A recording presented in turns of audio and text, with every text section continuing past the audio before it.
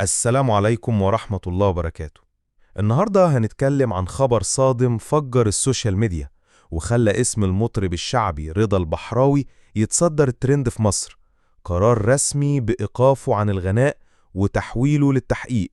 ايه اللي حصل؟ وليه القرار ده اتاخد؟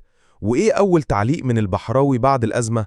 تابعونا لحد آخر الفيديو علشان نعرف كل التفاصيل الكاملة والمفاجآت اللي محدش قالها. رضا البحراوي واحد من أشهر مطربي الأغاني الشعبية في مصر. اتعرف بصوت القوي وأغانيه اللي دايما بتكون حماسية وقريبة من الناس.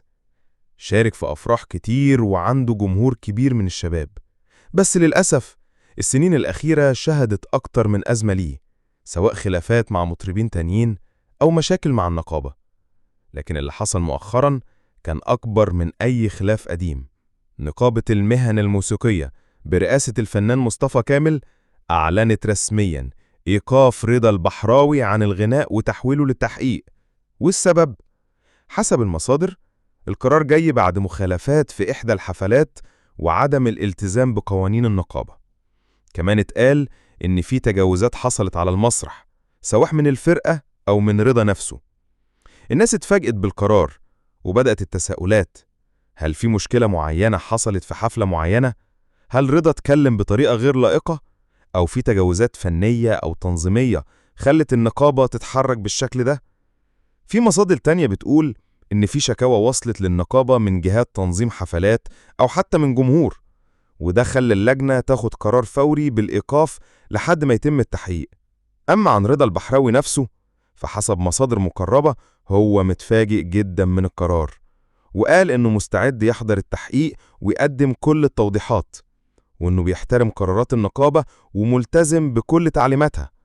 ووضح كمان إنه مش هيطلع يتكلم في الإعلام دلوقتي، وهيخلي كلامه في التحقيق.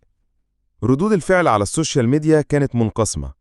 في ناس شايفة إن رضا مظلوم وإن القرار كان قاسي، وفي ناس تانية بتقول إن أي مطرب لازم يحترم قواعد النقابة سواء كان مشهور أو لأ. لكن الكل متفق على حاجة واحدة: رضا البحراوي فنان موهوب ويستاهل فرصة إنه يوضح موقفه. وفي النهاية اللي بيحصل مع رضا البحراوي هو درس لكل فنان، إنه الشهرة مش بس صوت، لكن كمان التزام ومسؤولية. وإحنا مستنين نشوف نتيجة التحقيق، وهل هيتم رفع الإيقاف عنه ولا في قرارات تانية جاية؟ قولولنا في التعليقات، هل شايفين إن رضا البحراوي يستاهل الإيقاف ولا تعاطفتوا معاه في اللي حصل؟ ما تنسوش تعملوا لايك للفيديو وتشتركوا في القناة، واستنونا في ترند جديد وتحليل شامل على أخبار النهاردة.